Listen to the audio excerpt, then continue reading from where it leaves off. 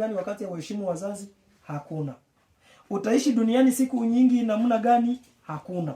Inabidi kwanza kuheshimu baba na mama. Baada ya pale unabadilika, unaishi maisha mazuri.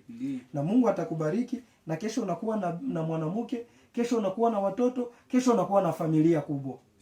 Haiko vile mtoto wangu? Nitafurahi sana. Na waza hii saa, unaona hii saa njoo sie tunataka tuingie mu mafundisho.